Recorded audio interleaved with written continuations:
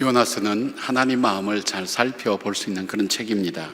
동시에 하나님의 부르심 앞에 우리가 어떤 모습으로 하나님께 응답하는가를 다양한 모습으로 우리에게 설명해 주고 있습니다.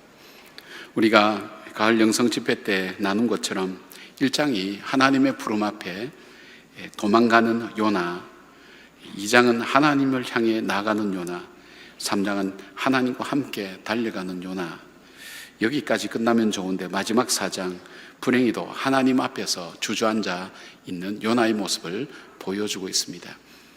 이것은 한 신앙인이 하나님 앞에서 주님께서 부르실 때에 다양한 모습으로 응답하는 우리의 모습을 잘 대변해 주는 바로 그런 장면이기도 합니다. 하나님께서 우리를 부르시고 하나님의 자녀 삼아 주시고 우리를 하나님의 은혜 가운데 살도록 지금까지 해 주셨는데, 하나님의 부름 앞에 우리는 도망가는 사람, 때로는 하나님 앞에 고난과 시련이 올 때, 힘든 일이 올 때 하나님께 더 나가는 사람, 그리고 우리가 은혜가 충만할 때 주의 뜻을 따라 살겠다고 헌신하며 달려가는 모습들. 그러나 그렇게 열심히 하다가도 어느 날 멈춰서서 하나님 앞에 주저앉아서 한 걸음도 믿음의 걸음을 걷지 못할 때가 우리의 삶 속에 있다는 것입니다.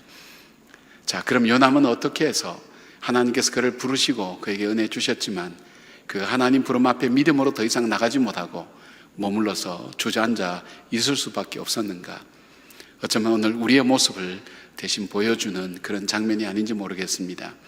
믿음으로 살지만, 또 믿음으로 산다고 그렇게 말씀하고 주님과 동행한다고 하지만, 하나님 말씀 앞에 순종한다고 하지만 어느 순간 우리의 믿음은 주저앉고 더 이상 능력도 순종도 우리에게 없어져가는 그런 모양만, 무늬만 남아있는 신앙인의 모습은 아닌지, 우리에게 다시금 하나님께서 이 시대에 주신 하나님 부름 앞에 또다시 응답하는 그 새로운 믿음의 소망들을 우리가 다시 붙들기 위해서 요나를 통해서 우리 자신의 믿음을 다시 점검해보는 그런 기회가 되기를 바랍니다. 요나가 주저앉을 수밖에 없었던 이유는, 첫 번째 이유가 하나님의 은혜를 잊어버렸기 때문입니다. 요나는 선지자였습니다. 하나님 말씀을 전하고 증거하는 삶을 위해서 그는 부름을 받았습니다. 하나님께서 그에게 니느웨로 가서 그 백성들에게 하나님 말씀을 전하라고 했습니다. 이 성이 죄로 말미암아 멸망당한다는 하나님 말씀을 전하라고 했습니다. 그러나 요나는 하나님 명령을 거역하고 세상에 환락과 기쁨이 있는 다시스라고 하는 그곳으로 가는 배를 타고 가는 중간이었습니다. 하나님께서는 하나님 명령을 거역하고 가는 요나를 그냥 둘 리가 없었습니다. 천재지변으로 요나를 흔들어 깨웁니다. 선장이 배 밑창에서 자는 요나를 깨우는 상징적인 의미도 보여줍니다. 결국 그는 그를 들어 바다에 던지지 않으면 이 풍랑이 가라앉지 않을 것이라는 것을 알고 이 폭풍이 자기 때문에 일어난 것이라고 그렇게 사람들 앞에 고백합니다. 사람들이 이제 죽음의 위기 앞에 요나를 들어 바다에 던집니다. 요나는 이미 죽은 사람과 마찬가지였습니다. 근데 하나님께서 은혜를 베푸셨습니다. 큰 물고기를 준비하셔서 그를 당장 죽게 하지 않고 물고기 뱃속에서 그로 하여금 돌이킬 수 있는 기회를 주었습니다. 비린내 나고 어지럽고 토할 수밖에 없는 그 물고기 뱃속에서 그는 하나님 앞에 서원하며 기도하기 시작합니다. 하나님, 다시 한번 저에게 기회를 주시면 하나님 주를 위해서 섬기고 사랑하며 나아가겠습니다. 그리고 나에게 어떤 환경과 여건이 오든지 간에 주님만을 사모하며 주 앞에 그 부름에 합당하게 살겠습니다. 그런데 소원을 올리게 됩니다. 그때 하나님께서 3장 1절 보니까 요나에게 또다시 하나님 말씀에 순종할 기회를 줍니다. 여호와의 말씀이 두 번째로 요나에게 임하니라 이르시되, 요나의 삶은 이미 죽었습니다. 근데 하나님께서 살려주셨습니다. 그리고 그에게, 버림받을 수 없는 그에게 하나님이 다시 쓰셔서 사명자로 그를 불러주시고 그로 하여금 다시 한번 주님의 명령에 순종할 기회를 주셨다는 사실입니다. 이것은 요나만이 이야기하는 것이 아니라 바로 저와 여러분의 삶을 이야기합니다. 우리는 어쩌면 하나님 은혜로 예수 그리스도의 보혈의 피로 구속함을 받고 주님의 자녀로 살아왔습니다. 그러나 하나님께서 우리에게 주셨던 주님의 뜻을 따라 사는 것보다는 우리의 욕심과 우리의 뜻대로 살다가 결국 우리는 어쩌면 실패자로, 하나님의 배신자로 우리의 삶의 현실이 남게 되었습니다. 하나님께서 내게 주신 자녀들, 우린 정말 성공한 부모로서 길렀는지, 하나님께서 내게 주신 이 가정을 내 아내로서 남편으로서 정말로 내가 원했던 그 가정을 이루며 살았는지, 하나님께서 내게 주신 이 직분을 하나님이 기뻐하시는 모습으로 살아가고 있는지, 어쩌면 우리는 우리의 삶을 돌아볼 때 하나님의 뜻과는 상관없이 어쩌면 우리 인생의 실패자는 아닌지, 그리고 하나님의 뜻을 알면서도 하나님 뜻과 내 뜻이 상시될 때 그 주님의 뜻을 짓밟고 내 뜻대로 그렇게 나가는 것은 아닌지, 오늘 요나서의 말씀에 나오는 것처럼 결단코 자기 뜻을 굽히지 않고 내가 죽을지라도 내가 옳다고 주장하는 그 요나의 모습 속에서 주님을 배신하는 바로 우리들의 모습을 보게 됩니다. 하나님의 뜻을 알면서도 뜻대로 살지 못했던 우리에게 주님은 또다시 우리에게 기회를 주십니다. 그런데 하나님이 내게 베푸셨던 그 은혜가 우리의 삶 가운데서 잊혀지기 시작할 때 우리 속에 제일 먼저 사라지는 것이 감사라는 것이 우리 마음, 우리 입술 속에서 사라집니다. 그리고 우리 속에 하나님을 향한 감사가 사라지면서 헌신과 사명도 서서히 우리의 삶과는 멀어지게 된다는 것입니다. 하루하루 삶 속에 주신 하나님의 일상의 축복을 우리는 누리지 못하는 것을 보게 됩니다.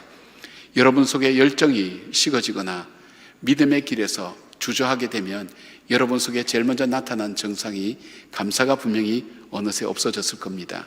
그리고 또 하나, 하나님께서 내게 베푸셨던, 지금은 어쩌면 덤으로 살고 있는 우리 인생에 대한 감사가 없어지면서 우리의 고집과 우리 뜻대로 살아가는 우리 자신을 발견하기가 쉽습니다. 은혜가 우리들 속에 없어져 갈 때, 메말라져 갈 때 우리는 하나님께서 우리에게 주시는 그 삶을 믿음으로 걸어가는 것이 아니라 주저앉아서 하나님 앞에 순종하지 않는 그런 삶의 모습으로 걸어갈 수밖에 없다는 것입니다. 초대교회의 20대의 청년의, 이거는 약간 전설일 수 있습니다만은, 노예로 있다가 그 주인이 너무 이 청년이 똑똑해서 이 노예를 풀어주었습니다. 그래서 20대에 서머나 교회의 감독으로 섬겼던 폴리갑이라는 분이 있습니다. 이분이 86까지 사셨는데, 그가 아우렐리우스라는 로마 황제가 박해할 때 그는 그때 순교를 당했습니다. 이분의 인품과 이분의 삶을 너무 귀하게 여긴 사람들이 얘기합니다. 당신이 예수를 믿지 않겠다고, 로마의 황제도 신이라고 그렇게 한마디만 해주면 당신이 살 것이라고 그렇게 이야기를 했습니다. 부탁하다시피 부탁할 때 그때 폴리갑이 이런 얘기를 했다고 합니다. 내 살아오는 86년 동안 한 번도 나를 모른다고 하지 않는 그 하나님에 대해서 내가 어떻게 이 죽음 앞에서 내가 그 하나님 모른다고 부인할 수 있겠냐고, 나의 왕 되신 그 주님을 어떻게 욕되게 할 수 있겠냐고. 그래서 그는 화형의 순교 현장으로 죽을 수 있었습니다. 어떤 사람입니까? 은혜를 아는 사람. 그 사람은 죽음 앞에서도 그 믿음을 지킬 수가 있고 하나님 말씀 앞에 순종하는 사람이 될 수 있습니다. 사랑하는 여러분, 하나님의 은혜가 여러분 속에 가득하기를 원합니다.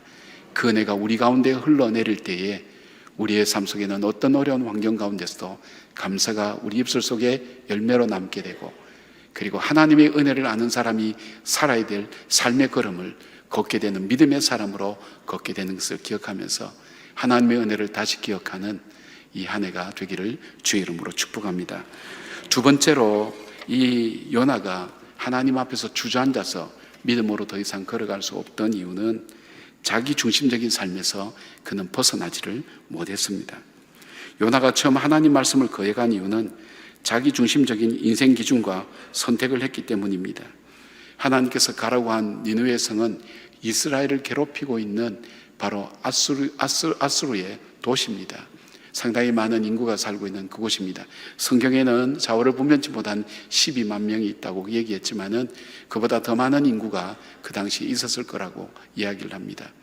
이 요나의 마음속에 이 아수르는, 이 니느웨는 멸망을 받아야 될 도시입니다. 왜냐하면 죄가 첫째 있고 두 번째는 자기 이스라엘을 괴롭히기 때문에 결국 이스라엘은 아수르에 의해서 멸망당했습니다마는 이 아수르가 멸망을 당해야 된다고 그는 그렇게 굳게 믿고 있는 민족주의자였습니다. 그리고 유대교 중심의 사람이었습니다. 그 편견이라 할까? 그가 갖고 있는 생각을 그대로 갖고 있었습니다. 그렇기 때문에 하나님께서 그 니느웨로 가서 너희가 죄 때문에 멸망할 것이라고 회개하라고 외치는 그 외침을 하라고 해도 그는 거역을 했습니다. 근데 그가 물고기 뱃속에 들어갔을 때에 자기가 자기 생각만 고집하고 있고 하나님의 뜻, 자기가 인생을 돌아볼 때 하나님 뜻대로 살지 못했던 자기 자신을 돌아보며 그는 거기서 소원 기도를 드립니다. 하나님, 나를 다시 살려주셔서 감사합니다. 이제 저는 하나님께서 명령하신 대로 그렇게 살겠습니다. 하나님 마음이 그의 마음속에 와닿았습니다.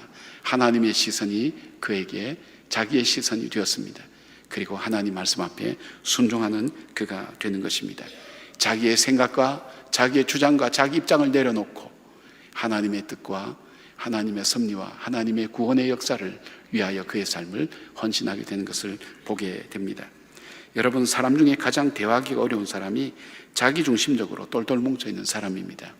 인격적인 사람은 어떤 사람입니까? 자기중심적인 우리 인간의 본능 속에 다른 사람을 배려하고 다른 사람을 생각할 줄 아는 사람이 바로 인격적인 사람입니다. 그리스도인은 어떤 사람이 그리스도인입니까? 그리스도의 영이 내 안에 들어와서 예수님께서 보는 것처럼, 예수님께서 느끼는 것처럼 그렇게 볼 수 있는 사람이 그리스도인입니다. 미국 뉴스위크가 선정한 미국을 대표하는 대통령 역사가라고, 저술가라고 그렇게 명명된 마이클 베슐로드라는 사람이 지은 프레지덴탈 커리지라고 하는 그 대통령의 용기라는 그 책을 지었습니다. 이 책은 한국의 개중판으로 번역이 되면서 대통령의 리더십으로 출판이 되었습니다. 근데 이 저자가 미국의 대통령들을 연구하면서 특별히 9명의 사람을 선정했습니다. 9명의 삶을 낱낱이 그가 살펴보면서 그 9명에게서 공통적으로 왜 이 사람이 이 미국 사람들의 존경과 사랑을 받는 위대한 대통령이 될 수 있었는가 할 때 공통적으로 발견한 것이 그 자신을 위한 결정을 하지 않았다는 겁니다. 정치하는 사람에게 가장 중요한 것은 선거입니다. 정권을 잡는 겁니다. 그러나 그는 정권을 잡지 않는다 할지라도 정말 이 백성을 위한 선택을 하고 자기가 선거에 떨어진다 할지라도 그것을 고려하지 않고 백성들을 위한 선택을 했던 그 사람, 그 당시에는 조롱과 비난을 받았지만 역사가들에 있어서 미국을 가장 빛낸 아름다운 리더, 정말 좋은 리더로 그렇게 선정이 되었던 것입니다. 예를 들면 조지 워싱턴 같은 경우는 이 독립전쟁의 영웅이었습니다. 사람들이 그를 추앙했습니다. 그래서 초대 대통령이 되었습니다. 그가 초선과 재선을 다 하게 되었습니다. 그 당시는 아무 법칙이 없었으니까 3선을 하든 4선을 하든 아무 상관이 없습니다. 사람들이 그를 얼만큼 지지하고 사랑했는지 알 수 없습니다. 근데 영국이 계속해서 괴롭힙니다. 힘들게 만듭니다. 그때 미국 사람들이 우리가 다시 한번 전쟁을 하면서 영국 사람을 이 땅에서 완전히 몰아내고 영국의 버릇을 고쳐주자고 전쟁 옹호론자들이 세어나면서 전쟁 영웅인 워싱턴을 향해 그를 지지해주고 자금을 대주고 바로 그 일을 하자고 하게 되었습니다. 이 조지 워싱턴이 생각을 합니다. 독립전쟁으로 몹시 피폐해진 이 미국의 경제나 정치나 모든 상황들을 바라볼 때 이 백성들이 승리는 하겠지만 너무나 많은 대가를 치러야 되는 그것 때문에 그는 자기가 그 다음에 재선될 수도 없다는 것을 알면서도 그는 몰래 제2조약이라는 걸 맺습니다. 즉 영국의 자산을 인정해주고 영국이 이 땅에서 철수하고 함께 교역하는 비밀리에 그 조약을 맺었고 상원의원을 간신히 통과하게 되었습니다. 수많은 조지 워싱턴을 지지하는 사람들부터 그는 겁쟁이, 비겁한 사람, 비열한 인간이라는 수없는 비난을 받고 그는 두 번째만 집권하고 떠날 때는 워싱턴에서 너무 쓸쓸하게 떠날 수밖에 없었습니다. 그러나 역사가가 그를 위대하게 본 것은 그의 판단이 맞았다는 것입니다. 자기를 위한, 자기 정당을 위한, 그 당시엔 정당이 없었습니다만은 자기를 위한, 자기 정당을 위한 그것이 아니라 정말 국민의 편에 서서 이 국민이 무엇이 필요하고 중요한 것인가를 선택했던 바로 그를 국민들이 존경하고 사랑하는 사람이 되었다는 것입니다. 자기 중심적인 생각에서 벗어날 수 있는 사람, 그 사람은 리더가 될 수 있습니다. 자기의 유익만을 추구하는 사람은 리더가 될 수가 없습니다. 마찬가지입니다. 자기 생각만 몰두 있고 자기 유익만 찾는 사람은 하나님 일을 할 수가 없습니다. 하나님께 쓰임받을 수가 없습니다. 자기의 생각을 내려놓고 하나님의 마음이 내 마음속에 와닿아서 내 생각과 내 마음을 내려놓고 하나님께 순종할 때 그 사람은 하나님 사람으로 쓰임받게 됩니다. 베드로를 잘 알지 않습니까? 2000년 동안 내려왔던 전통 유대인들 외에 이방인들에게는 구원이 없다고 생각했던 그들, 하나님께서 그에게 찾아오셔서 고넬료의 집에 가게 만듭니다. 그가 자기의 살아왔던 전통, 살아왔던 기준, 삶의 기준들이 있었지만 그 말씀에 순종합니다. 순종하여 고넬료 집에 갔을 때에 성령이 임재하는 걸 보면서 그가 크게 깨닫습니다. 하나님께서는 사람을 외모로 보시는 것이 아니라 중심을 보시는구나. 유대인을 넘어서 이방인의 선교의 문이 열려지는 위대한 순간이 바로 그 순간이었습니다. 무엇을 말합니까? 사람은 자기 것에만 관심이 있습니다. 자기 주장이 있습니다. 자기 주관이 있습니다. 자기 신념이 있습니다. 그러나 이것을 벗어나지 못하는 사람은 리더도 될 수 없고 하나님께 쓰임받을 수도 없습니다. 바로 이 요나는 자기 주장 때문에 니느웨가 망하지 않는 것을 불평스럽게 생각하고 하나님 앞에 정면으로 반박하며 되어드는 모습을 우리는 보게 됩니다. 사랑하는 여러분, 우리의 갖고 왔던 경험의 문을 열고 우리가 알고 있는 지식과 우리 인생의 기준의 눈을 열어서 하나님께서 오늘 나에게 무엇이라고 말씀하시는지, 나에게 무엇을 하기를 원하시는지 우리가 다시 한번 마음의 문을 열고 믿음의 문을 열고 다시 한번 돌아볼 때 우리는 갈 수 없는 그 길, 또 길이 없는 그곳에 하나님과 함께 길을 만들어가는 위대하고 놀라운 일을 우리는 감당할 수가 있을 것입니다. 바로 요나서는 구약에 전혀 찾을 수 없는 그때에 바로 외국인 선교, 이방인 선교에 대한 문을 여는 중요한 하나님의 뜻을 보여주는 위대한 책이 되어 있는 것을 보게 됩니다. 하나님의 위대한 역사 앞에 하나님께 순종하지 못했던 요나의 모습을 오늘 이 책에서는 잘 드러내고 있다는 사실입니다. 사랑하는 여러분, 오늘도 주님의 부르심이 저와 여러분 속에 있습니다. 이 시대 속에서 내 삶을 통해 주님께서 나에게 말씀하기를 원하시고 내가 행하기를 원하시는 그 뜻이 있지만 내가 바쁘고 내가 관심이 없고 내 신념이 있어서 그렇게 하지 못하는 분들이 얼마나 많은지 모릅니다. 새벽 예배 때도 그런 말씀 드렸습니다. 11조에 대한 얘기를 많이 합니다. 이거는 구약이지 신약은 아니다, 그렇게 얘기하는 분들이 있는데 저는 그래서 묻고 싶습니다. 구약에 하나님 우리에게 율법을 주셔서 하나님 백성 삼으신 것 주님 기억하며 그 백성으로 살기 위해서 11조를 드리라고 했다면 신약의 하나님은 자기 아들 예수 그리스도를 생명을 다해서 주신 분임에도 불구하고 그 사랑 앞에는 무엇으로 응답하겠습니까? 11조로 가능하겠습니까? 11조가 구약이다 신약이다 하는 사람 중에 11조 하는 사람을 본 적이 없습니다. 자, 너는 목숨을 다하고 뜻을 다하여 주 너희 하나님을 사랑하라고 할 때 목숨을 다하여는 전혀 불편하게 생각 안 합니다.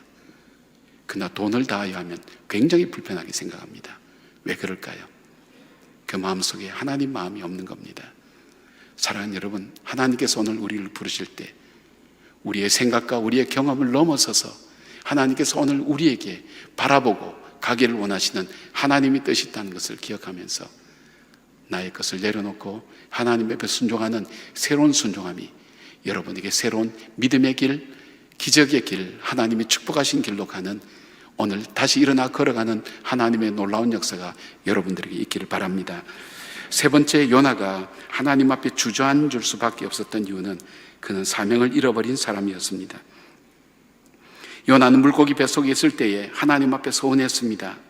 요약하면 하나님께서 원하신 일은 무엇이든지 순종하겠다는 것과 하나님을 증거하는 일에 자기의 삶을 온전히 다 바치겠다는 소원이었습니다.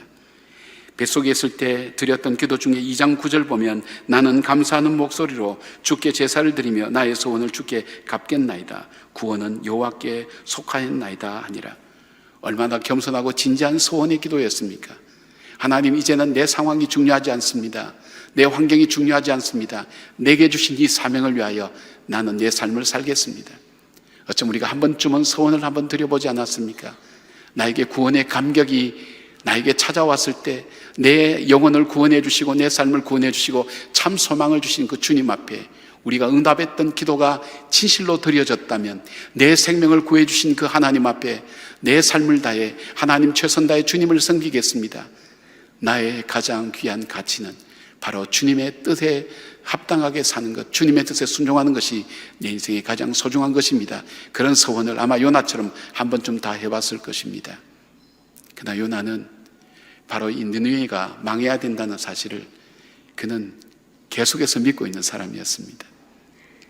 그리고 니느웨가 망하는 것이, 그리고 자기에게는 합당하고 바른 일이라는 것, 내가 죽을지라도 내 생각이 옳습니다 이야기하는 요나의 이야기를 한번 들어보십시오. 그래서 니느웨가 망하기를 동편에, 성박 동편에 가서 운막을 짓고 그리고 그 속에서 니느웨 망하는 것을 구경하던 바로 이 요나에게 하나님께서는 박능골을 통해 바로 그늘을 지어주시고 시원하게 해주셨습니다. 아마 요나는 머리가 하나도 없는 대머리였지 않나 생각을 사람들이 하는 이유가 그 뙤약빛이 내려주면 견딜 수 없는 고통이 있기 때문입니다. 너무너무 요나는 귀하고 감사했습니다. 그 박넝쿨이. 근데 벌레로 하여금 그 박넝쿨을 먹게 하면서 박넝쿨은 시들어서 없어지게 되었습니다. 다시 뙤약빛이 몰아치기 시작합니다. 거기서 나를 죽여달라고. 그리고 고통스러워 괴로워하는 요나에게 하나님께서 다가가셔서 말씀합니다. 요나의 원래 모습, 그 본 모습, 본 마음을 주님께서 말씀합니다. 너는 너가 가꾸지도 않고 기르지도 않고 심지도 않은 이 박넝쿨, 보잘것없는 박넝쿨을 그렇게 소중히 여기는데 나는 내가 기르고 내가 창조하고 내가 만든 저 니느웨에 있는 좌우를 분별치 못하는 12만 명과 육축들이 있는데 내가 왜 소중히 여기지 않겠느냐. 요나 너에게는 가치 없다 할지라도 나에게는 내가 기르고 내가 지금까지 창조한 너무나 귀한 영혼들, 저 영혼들이 있다고 말씀하시면서 요나의 잘못된 시각과 잘못된 생각들을 하나님께서 바로 말씀해주고 있는 것입니다. 사람들은 자기 것이 가장 중요합니다. 일 중에 가장 어려운 일이 어떤 일입니까? 자기 일입니다. 아픔 중에 가장 큰 아픔이 어떤 아픔입니까? 자기 아픔입니다. 남의 것이 중요하지 않습니다. 자기가 중요합니다. 자기 기준에 자기가 기르지도 않고 자기가 심지도 않는 박넝쿨 하나까지도 귀중히 여기는 것이 인간입니다. 그러나 정말 12만 명의 생명과 그리고 저 육축들이 죽어가는 것은 아무런 가치를 두지 않습니다. 자기 것이 중요하기 때문입니다.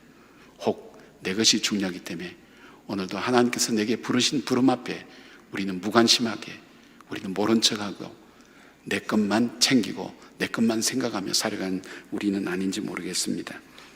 하나님만을 섬기겠다고 서원했던 우리 약속들, 우리의 상황이 바뀌고 현실이 바뀌고 우리의 삶의 모습이 바뀌면서 어느새 우리에게는 하나님의 뜻보다는 내 입장과 내 상황을 중요하고 강조하는 일이 아닌지 모르겠습니다.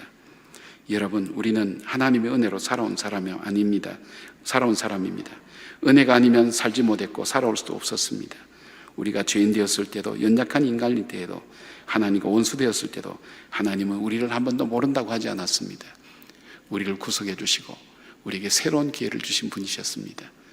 그 시련과 어려울 때에 하나님 앞에 드렸던 그 하나님의 사랑, 하나님을 향한 우리의 믿음의 고백들, 우리는 우리의 생각과 삶이 우리에게 바뀌어지면서 어느새 그것을 잊어버리고 살아가고는 있지는 않습니까? 이번 주일은 우리가 1년에 2번 우리가 새 가족을 초청하는 그런 날입니다. 우리에게는 우리 일이 바빠서 관심이 없는지 모르지만 하나님의 관심은 바로 그 사람이 여러분들을 통해서 하나님 전에 나오는 것이 하나님의 최고의 관심입니다. 독일에서 있었던 이야기입니다. 한 분이 혀암, 설암이죠. 암에 걸려서 혀를 잘라야 되는 그런 상황 속에 있습니다. 수술을 해야 됩니다. 혀를 자르면 그는 더 이상 말을 하지 못합니다.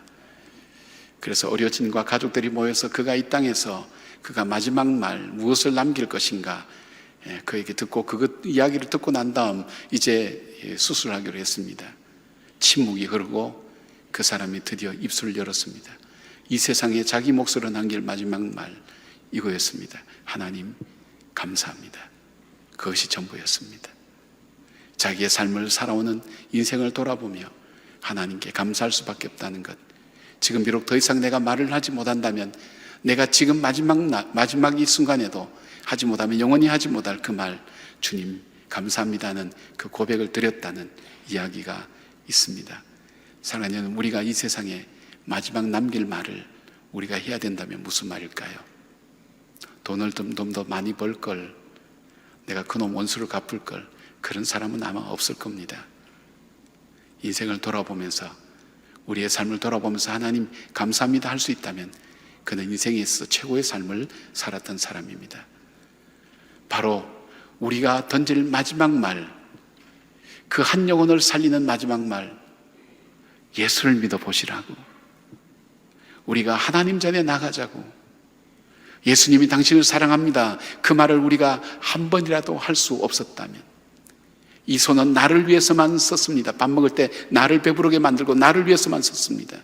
이 발은 나를 위한 데만 달렸습니다. 그러나 이 발을 내게 주신 그 하나님 앞에 한 영혼을 살리고 주님의 뜻을 이루는 그곳으로 내 발을 움직이고, 나만 위해서 썼던 이 손이 그 영혼을 살리고 새롭게 만든 일에 이 손이 쓰여지고, 수많은 말을 하는 그 입술을 열어서 한 영혼 앞에 그 생명 되신 그 예수 그리스도를 전하는 그 일을 우리가 할 수 없다면, 우리는 오늘 요나와 같은 더 이상 믿음의 삶을 사는 것이 아니라 이 땅의 삶을 사는 그런 사람과 마찬가지일 것입니다.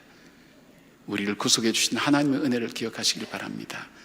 우리에게 새로운 기회를 주셔서 덤으로 살게 하신 것, 그리고 변치 않는 영원한 약속을 우리에게 주셨고 그 약속을 향해 오늘도 걸어가게 하신 그 하나님, 그리고 그 하나님에 감격하여 믿음으로 고백했던 우리의 고백들을 다시 한번 돌아보십시오.